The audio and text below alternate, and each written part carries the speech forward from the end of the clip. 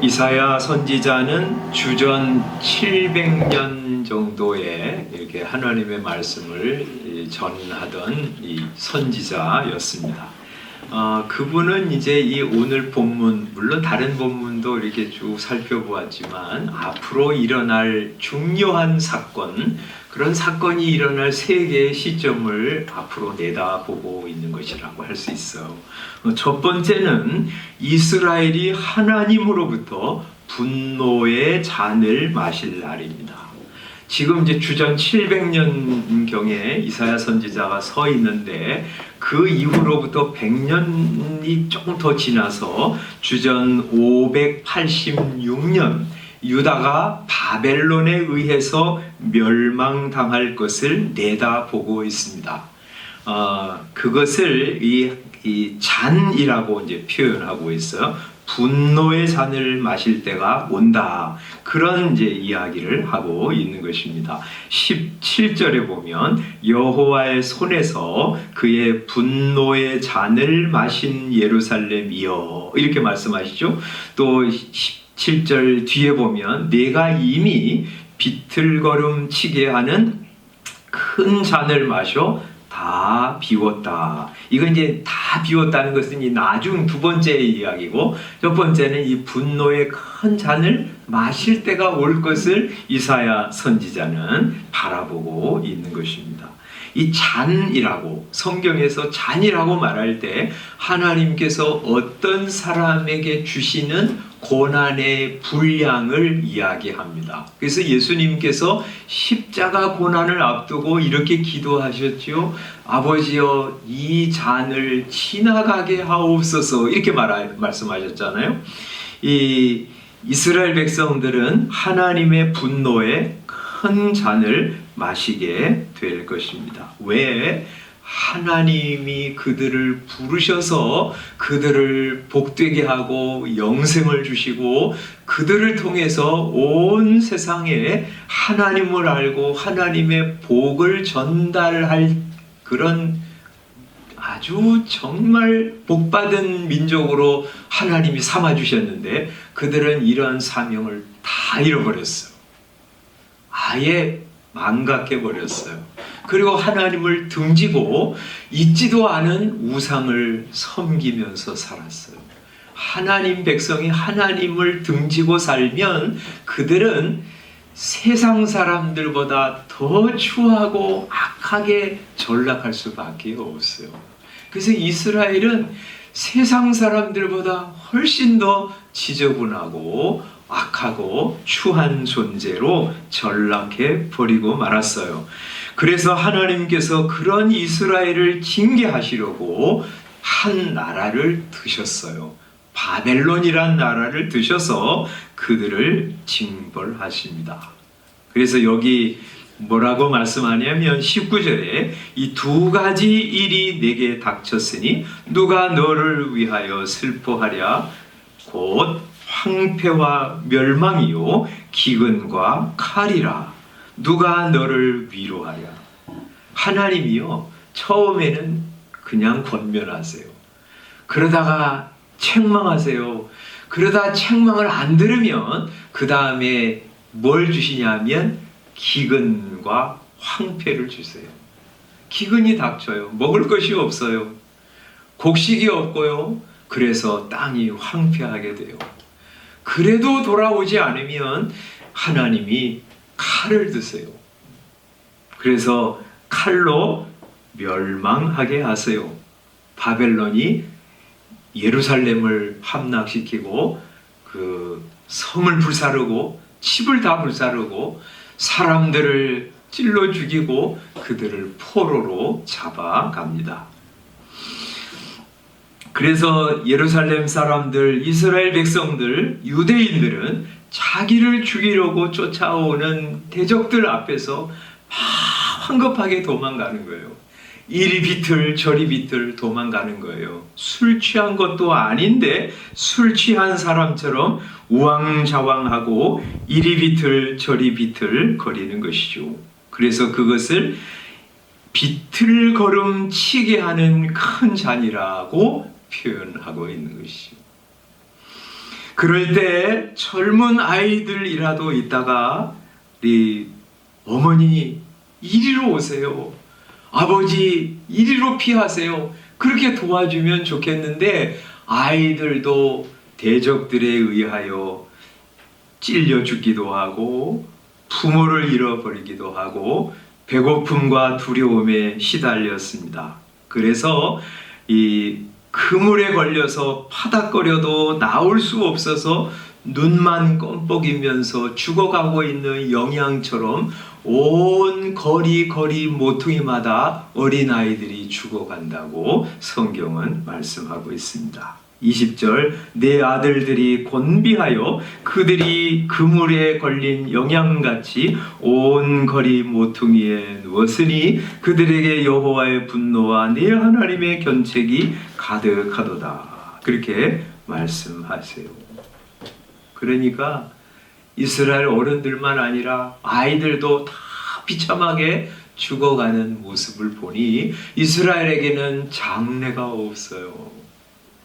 그것이 이스라엘이 마신 큰 잔, 비틀거름 치게 하는 잔이었어요.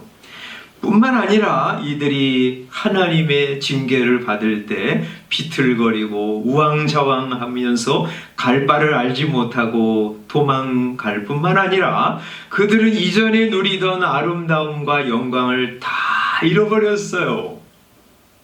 예레미야 애가 1장 1절에 보면 이 예루살렘이 멸망당할 때 예레미야 선지자가 그 광경을 보면서 통곡하면서 이렇게 이야기합니다. 슬프다 이 성이여, 전에는 사람이 많더니 이제는 어찌 그리 적막하게 앉았는고.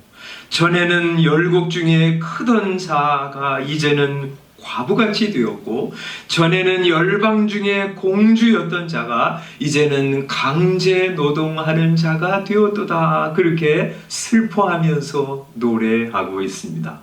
이스라엘은 예전에 세상 모든 나라 중에서 정말 존영을 받던 나라였어요. 아, 저런 나라가 다 있었나?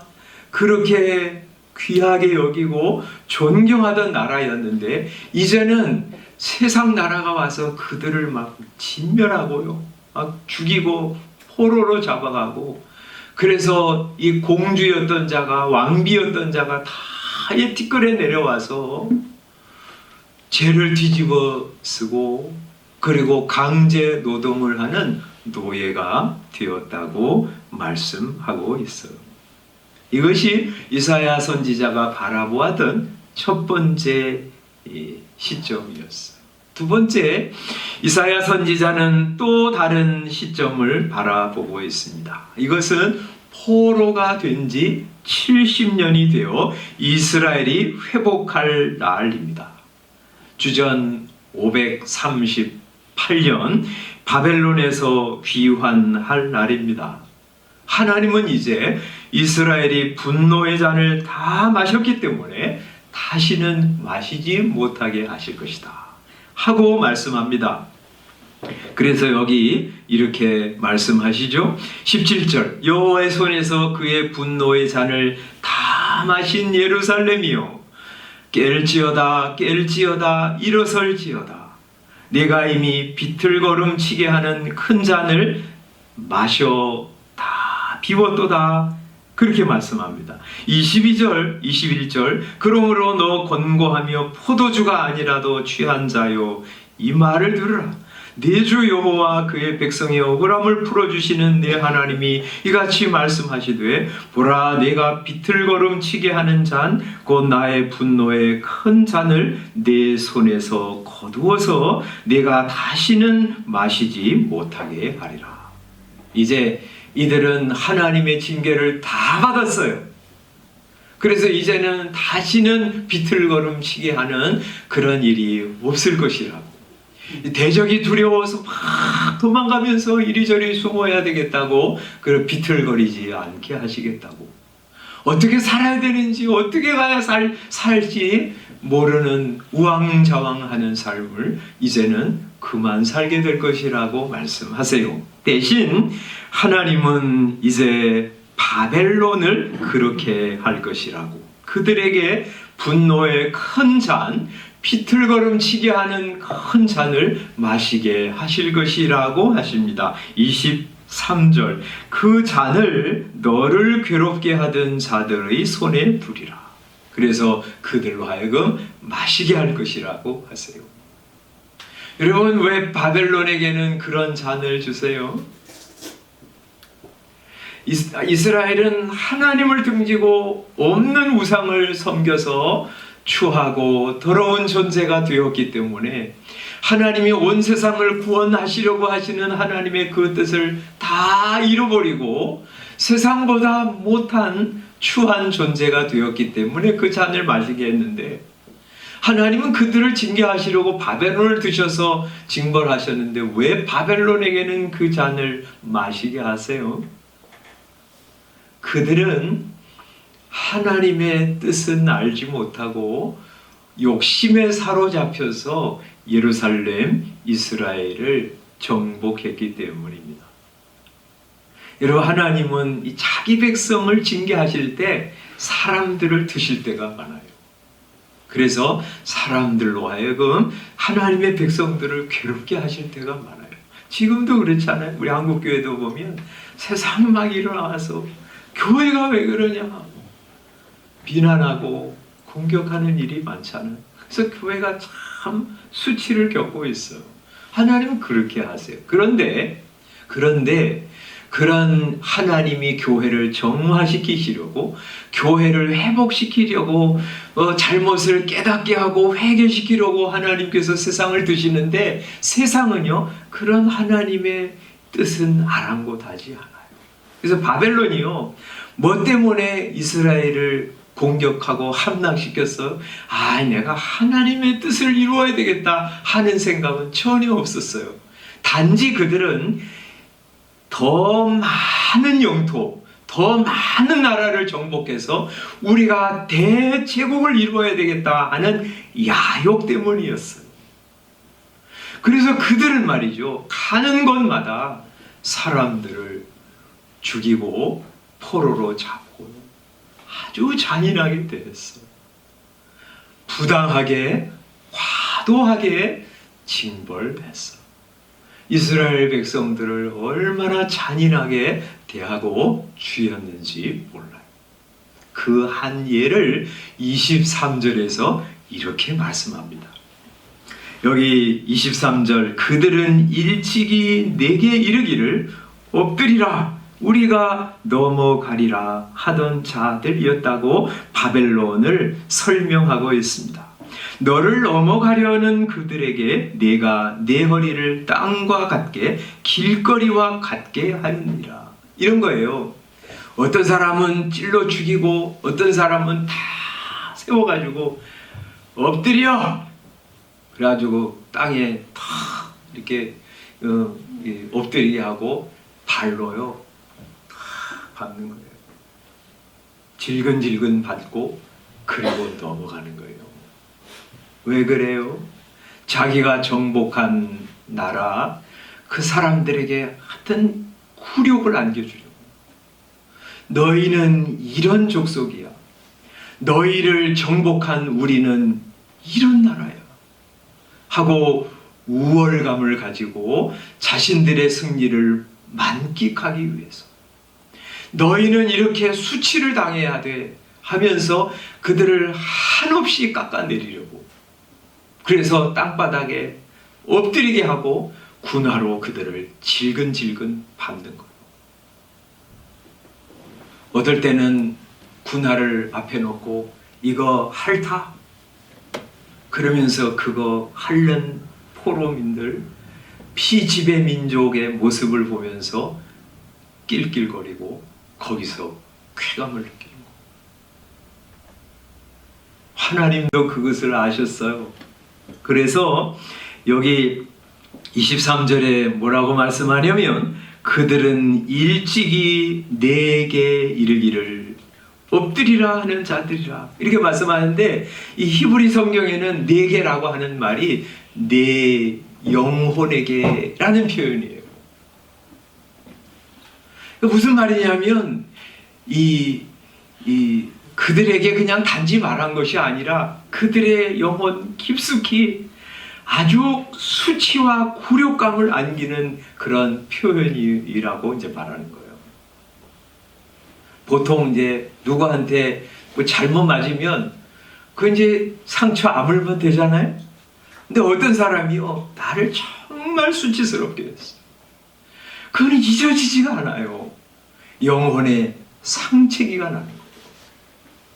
하나님이 그걸 아신다는 거예요.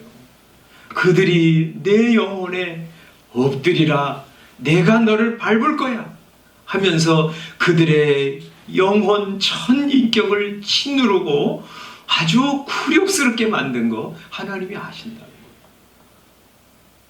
그래서 이제 하나님께서 바벨론을 그들에게 비틀거름 치게 하는 큰 잔을 마시게 하시겠다고 하세요. 여러분, 사람을요 짐승처럼 대하면 안 돼요. 이 세상의 사람은요 하나님의 형상대로 지음받은 고귀한 존재예요. 어떤 사람도 그렇습니다. 아무리 가난하고 또 못 살고 배우지 못한 사람도, 그리고 몰골이 흉한 사람도, 그리고 큰 죄를 지은 사람도 마찬가지예요. 우리는 어떤 사람도 사람을 개돼지 취급할 수 없어요. 하나님은 그것을 싫어하세요. 게다가 하나님의 사랑하는 백성들을 이렇게 굴욕을 주고 수치스럽게 만들고 영혼의 상처기를 내는 거 하나님은 절대 좋아하지 않으십니다. 더더욱 분노하십니다. 그래서 이 바벨론에게 이제 비틀거름 치게 하는 큰 잔을 주시겠다고 하시는 겁니다. 과연 그 말씀 그대로 이 페르시아 왕 고레스의 사람이 군대를 일으켜서 그 거대한 바벨론을 정복했어요. 그리고 바벨론 사람들은 이제 막 비틀거림 치면서 쫓겨가고 도망가고 그랬어요.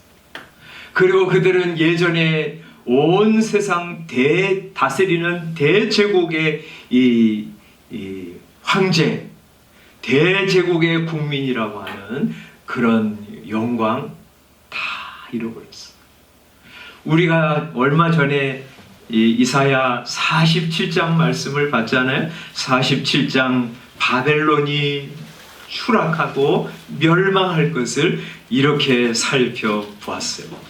이사야 47장 1절, 처녀 딸 바벨론이여 내려와서 티끌에 앉으라, 먼지 속에 앉으라는 것이요, 딸 갈대하여 보좌가 없어졌다, 땅에 앉으라, 이제는 네가 앉을 보좌에서 내려오고 먼지 속에 뒹굴라고 하세요. 네가 다시는 곱고 아립답다 일컬음을 받지 못할 것입니다.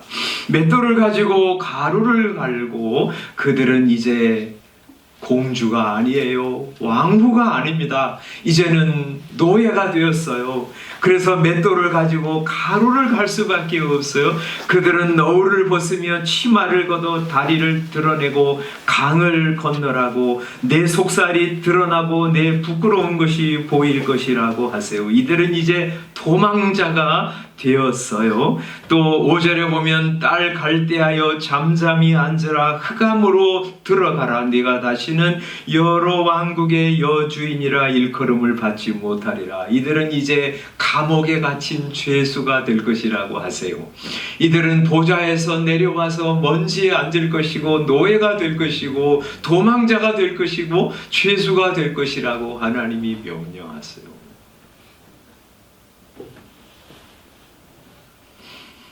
사람을 이렇게 짐승처럼 취급하는 사람, 하나님의 백성들을 이렇게 잔인하게 대하는 사람들은 이런 결말을 맞이할 것이라고, 비틀거림 치는 큰 잔을 마시게 될 것이라고 말씀하신 거예요. 그러나 이스라엘은 비틀거리는 걸음을 걷지 않을 것이다. 이제는 너희가 나로부터 징계를 다 받았으니 하나님이 너희를 회복시킬 것이라고 약속하세요. 너희는 다시는 두려움에 사로잡혀서 이리 비틀 저리 비틀거리지 않을 것이라고. 이제는 어디로 가야 될지 모르는 술 취한 사람처럼 인사불성이 되어서 살지 않게 될 것이라고. 이제는 하나님께서 사리를 분별하게 하시고 어디로 가야 할지 알게 하시고 인생이 마땅히 걸어야 할 길을 걸어가게 하실 것이라고 약속하십니다. 그리고 이스라엘을 영화롭게 하실 것이라고 말씀하세요. 52장 1절 한번 1절 2절 읽어보겠습니다. 시작. 시온이여 깰지어다 깰지어다 내 힘을 낼지어다 거룩한 성 예루살렘이여 내 아름다운 옷을 입을지어다. 이제부터 할례받지 아니한 자와 부정한 자가 다시는 내게로 들어옴이 없을 것임이라. 너는 티끌을 털어버릴지어다. 예루살렘이여 일어나 앉을지어다. 사로잡힌 딸 시온이여 내 목에 줄을 스스로 풀지어다. 하나님께서요 이제 분노의 큰 잔을 다 마신 이스라엘을 회복하실 것이라고 말씀하십니다. 이제는 이 더러운 옷 다 벗어버리고 아름다운 옷을 입혀주실 것이라고 하세요. 이거는 그냥 단지 옷감이 좋은 옷을 입게 하실 것이라는 말씀이 아니라 아마 제사장의 옷, 영화롭고 아름다운 제사장으로 세울 것이라는 약속의 말씀인 것 같아요. 또 여기 2절에 예루살렘이여 일어나 앉으라. 이제 먼지 속에 뒹굴던 너는 일어나서 앉으라 하고 말씀하실 때 이사야 47장과 대조하면 이사야 47장은 뭐라 그랬어요? 보좌에서 내려와서 먼지에 앉으라, 티끌에 앉으라 그렇게 말씀하셨죠. 대신 여기에서는 너 이제 먼지 속에 뒹굴던 너희여 이제는 일어나서 보좌에 앉으라 하는 말씀으로 대조하시는 것이에요. 그러니까 이 두 가지는 말이죠. 하나님이 이스라엘을 이제 제사장 나라로 삼으시겠다. 왕 같은 존재로 영화롭게 하시겠다 하고 말씀하시는 거예요. 이것을 하나님이 이스라엘에게 이루실 것이라고 하세요. 세 번째 이사야 선지자가 바라보는 장래의 한 시점이 있어요. 그것은 하나님의 아들이 오시는 때입니다. 그분이 오셔서 죄인들을 위하여 고난 받으시고 죽으실 것입니다. 우리를 대신해서 하나님의 분노의 큰 잔을 그분이 마실 것이라는 때입니다. 그것을 우리가 이제 읽지 않았지만 52장 13절부터 고난 받으실 종에 대한 예언으로 이제 미리 알려주세요. 52장 13절부터 우리가 잘 아는 이사야 53장 고난 받는 종에 대한 예언. 그거 이제 주님이 이사야 선지자를 통해서 말씀하시는 것이요. 그러니까 하나님의 아들이 하나님의 종으로 오셔서 뭐 하세요? 고난과 멸시를 받으실 거예요. 53장 여러분 잘 아시죠? 이 하나님의 아들이 오셔서 고난을 받으실 것이라고. 3절 멸시를 받아서 사람들에게 버림받을 것이라고. 5절에 찔릴 것이라고, 상할 것이라고, 징계를 받을 것이라고, 채찍에 맞을 것이라고 말씀하세요. 또 8절에 보면 살아있는 자들의 땅에서 끊어질 것이라고, 죽임을 당하게 될 것이라고 말씀하세요. 이 하나님의 아들이 이 세상에 오셔서 고난 받으시는 것을 한마디로 뭐라고 그랬다고요? 잔이라고 표현하셨어요. 그래서 예수님이 십자가를 앞두고 겟세마네 동산에서 그렇게 기도하셨잖아요. 아버지여 이 잔을 내게서 지나가게 하옵소서. 그러나 나의 뜻대로 마옵시고 아버지의 뜻대로 되기를 원하나이다. 그렇게 기도하셨잖아요. 예수님이요, 큰 잔, 분노의 잔, 비틀거림치게 하는 그 잔을 마셨어요. 왜 마셨어요? 우리가 마셔야 할 그 잔을 그분이 대신 마신 거예요. 그래서 그 예수님의 고난과 죽음을 받아들이고 믿는 성도들은 이제 다시는 비틀거름 치는 분노의 잔을 마시지 않게 되었어. 그래서 예수 믿는 성도들은 이제 그 인생을 어떻게 살아가요?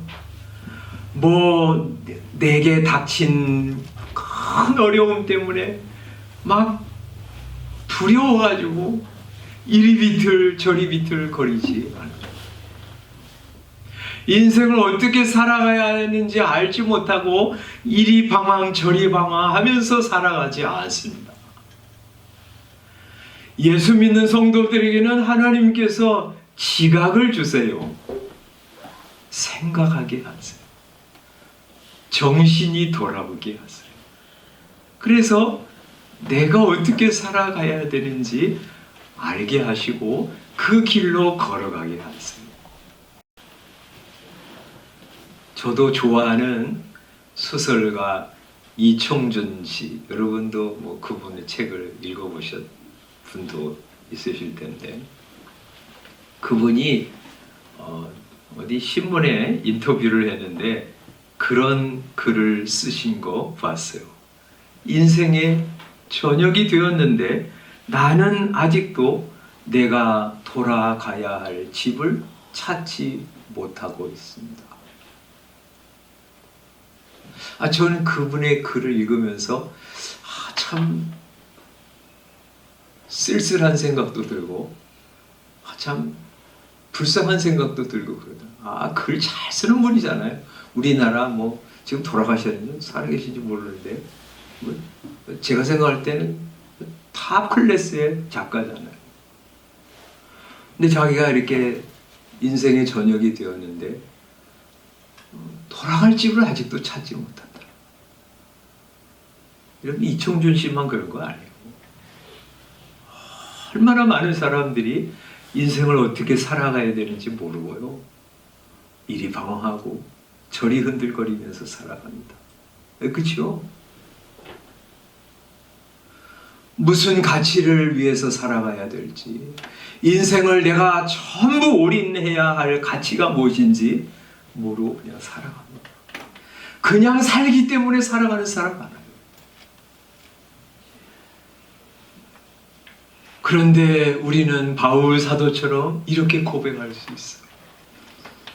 우리 주보에 빌립보서 3장 이렇게 적어놨지만, 형제들아 나는 아직 내가 잡은 줄로 여기지 아니하고 오직 한 일, 즉 뒤에 있는 것은 잊어버리고 앞에 있는 것을 잡으려고 푯대를 향하여 그리스도 예수 안에서 하나님이 위에서 부르신 부름의 상을 위하여 달려가노라.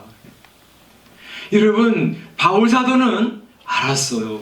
자기를 찾아오신 하나님, 자기를 찾아와서 만나주신 예수 그리스도, 그분이 나를 부르시고 그 하나님의 복음을 위하여 살아가는 복된 길 걸어가게 하신 것을 그는 알았어요. 물론 지금 완성한 거 아니에요. 하나님이 부르신 그 부름의 상을 향해서 나는 지금 달려가는 중입니다 하고 고백하고 있어요. 그리고 그는 그 길을 끝까지 달려갔어요.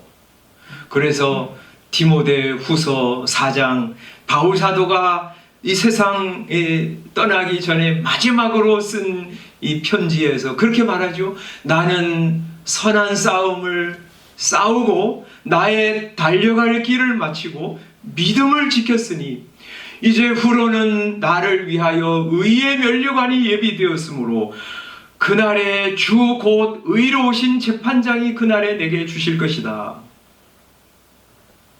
그는 어떻게 사는 것이 인생을 가장 잘 사는지 알고 있었고요. 그 생애를 끝까지 달려갔어요.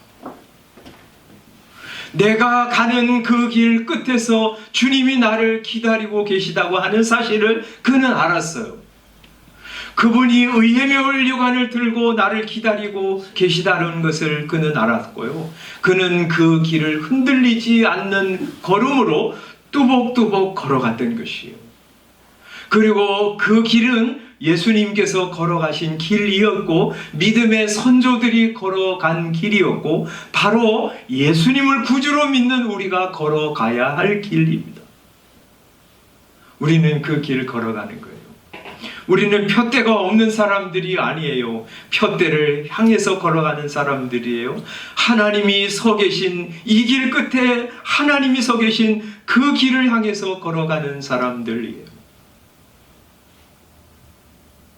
그래서 여러분도 좋아하는 복음송이 그렇게 노래하잖아요. 나의 가는 이 길 끝에서 나는 주님을 보리라. 영광의 내 주님 나를 맞아 주시리. 이거 깨어서 바라보는 것. 예루살렘 백성들, 이스라엘 백성들을 향해서 이사야 선지자가 하나님의 말씀을 대언하는 것이 이것이. 깨어나라. 깰지어다.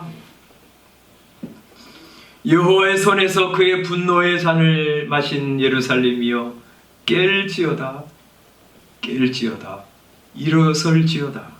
52장 1절 시온이여 깰지어다. 깰지어다. 하고 깨어나라고 독촉하고 계십니다. 지난주인가요? 지지난주에 이스라엘 백성들이 그렇게 하나님을 향해서 항의하면서 간구했잖아요. 여호와의 팔이여 깨소서 깨소서. 하나님 왜 우리를 돌아보지 아니하십니까? 하나님 좀 잠자지 말고 일어나세요. 일어나서 역사하세요. 우리를 도와주세요. 하고 간청했잖아요. 그런데 하나님은 이스라엘을 향해서 이렇게 말씀하는 거예요. 얘야, 내가 잠자는 거 아니야. 잠자는 거는 너희야. 일어나. 깨어나라. 너희 영혼이 깨어서 이제는 비틀거름 치는 잔 다 마셨으니 이제는 정로로 걸어가거라. 믿음의 사람들이 걸어갔던 그 길을 걸어가거라. 여러분, 영혼이 깨어나지 않으면 그러면 어디로 가야 되는지 인생의 길을 몰라요. 어떻게 살아야지 인생을 허비하지 아니하고 정말 값지게 살아가는지를 몰라요. 말하자면 인생을 잘 사는 길을 몰라요.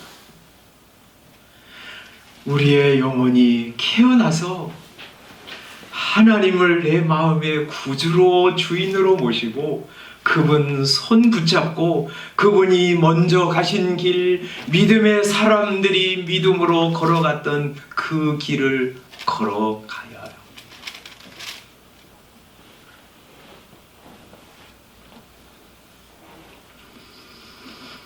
또 예수님이 우리가 마셔야 할 분노의 큰 잔을 마셨기 때문에 이제 우리는 예수님 때문에 아름다운 옷을 입은 제사장들이 되었습니다.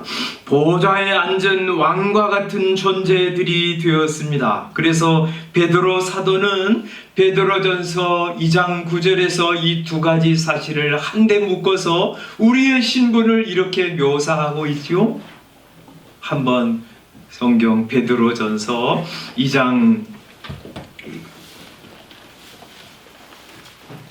9절 한번 읽어보겠습니다. 이렇게 우리 베드로 사도는 우리를 향해서 우리의 신분이 어떤 존재인지를 알려주십니다. 시작. 그러나 너희는 택하신 족속이요 왕같은 제사장들이요 거룩한 나라요 그의 소유가 된 백성이니 이는 너희를 어두운 데서 불러내어 그의 기이한 빛에 들어가게 하신 이의 아름다운 덕을 선포하게 하려 하심이라. 하나님께서 택하신 족속 너희는, 그리고 너희는 왕과 같은 제사장들이라고 우리의 신분을 알려주십니다.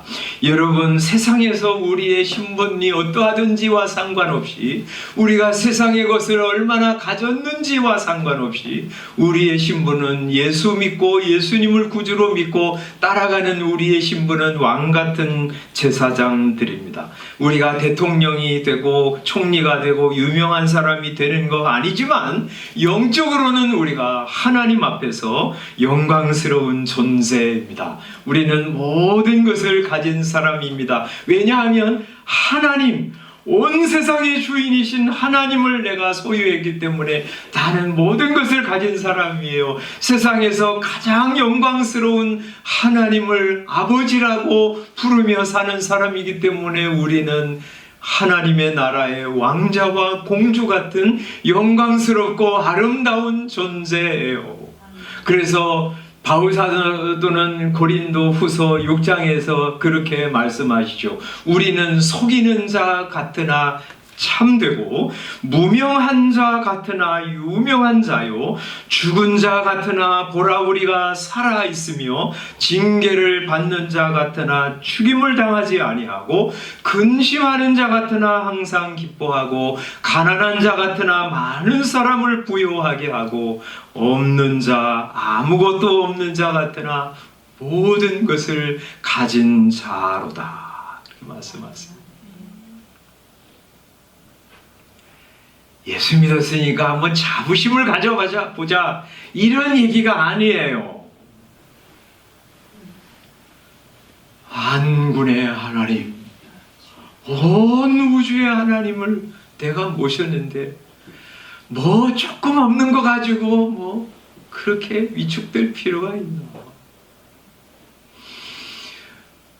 가장 아름답고 복되신 구주를 내가 소유하고, 그 하나님을 아버지라고 부르는 하나님의 아들이요 딸인데 내가 뭐 얼굴 좀 못생긴 거 가지고 뭐 그렇게 위축될 필요가 있나?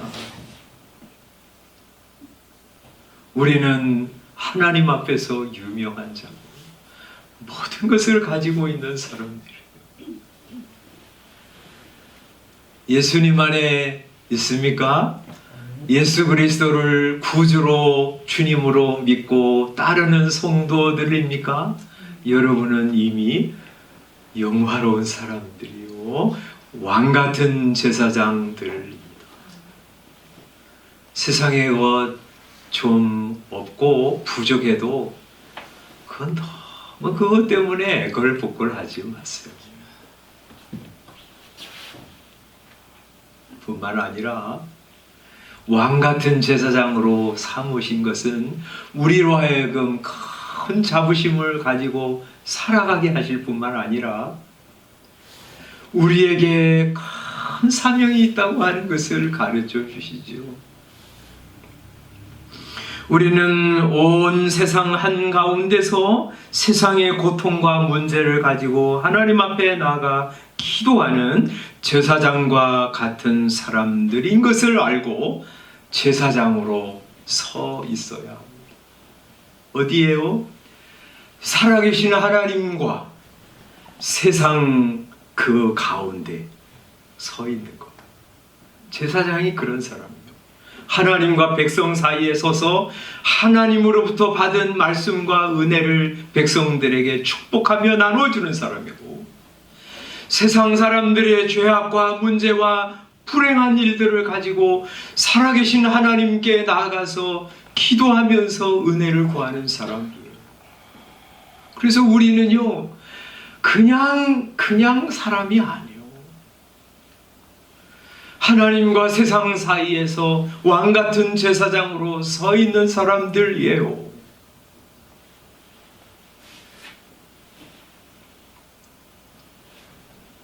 그래서 이 나라에 이상한 일들이 너무나 많이 일어날 때에도 우리는 그냥 세상을 비난하고 욕하는 사람으로 서 있지 않습니다.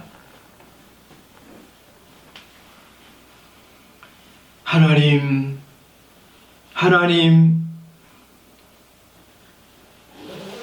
어찌하면 좋아요? 사람들의 마음이 다 망가졌어요.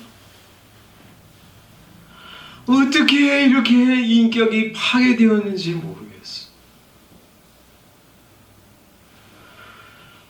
얼마나 사람들이 자기중심적인지 몰라. 자기가 가지고 있는 조그만 힘으로 자기보다 힘없는 연약한 여자들 그냥 죽이고, 아무런 저항할 수 없는 어린아이들을 죽이는 일들이 하루가 멀다 하고 일어나는 나라가 되었어요. 이런 나라 상상해보지 못했습니다. 하나님, 어찌하면 좋아요? 우리는 조금 있으면 갈 거예요. 이 젊은 사람들, 여기 있는 어린 아이들이 살아갈 앞으로의 이 나라의 상황이 얼마나 더 끔찍하고 심각할지 상상이 가지 않습니다. 하나님 이거 어떻게 해요? 하고 이 나라를 가슴에 품고 하나님 앞에 나가서 왕같은 제사장으로 서서 이 나라를 불쌍히 여겨달라고, 이 민족을 불쌍히 여겨달라고 서 있는 사람이 제사장들이에요. 우리 그런 사명을 감당하는 사람으로 서서 있는 거예요.